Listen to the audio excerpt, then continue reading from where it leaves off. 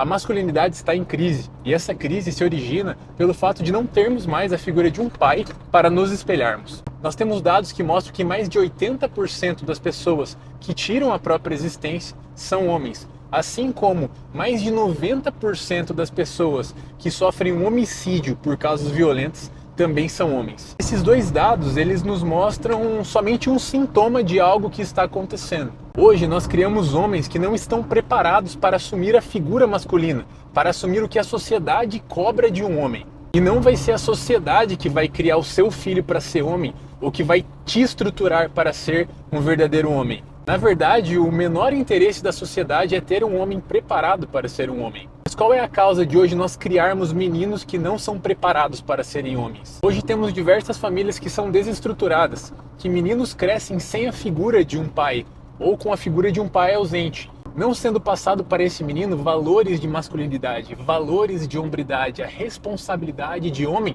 por um homem. E eu não digo isso de fora. Eu fui criado numa família desestruturada. O meu pai, infelizmente, perdeu a vida se sacrificando por mim e pelo meu irmão num acidente. E eu fui criado por uma mãe muito forte, por uma mãe guerreira que criou a mim e a meu irmão sozinha. Porém, existem muitas coisas que somente um homem pode passar para um homem.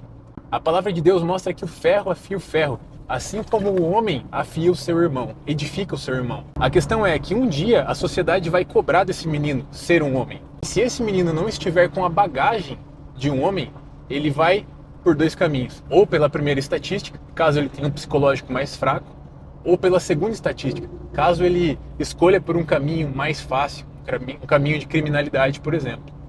Quando a sociedade me cobrou de ser um homem, eu infelizmente estava indo pelo primeiro caminho.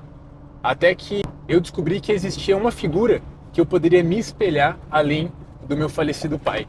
Eu encontrei a figura de Jesus. E a palavra de Deus nos mostra que o primeiro homem, aquele que deveria ser o nosso referencial, ele não era um homem perfeito. Adão, esse primeiro homem, ele falhou com Deus. Eu costumo dizer que a forma da pizza, que era Adão, havia se amassado. Então as próximas pizzas que sairiam dessa mesma forma, elas seriam amassadas também.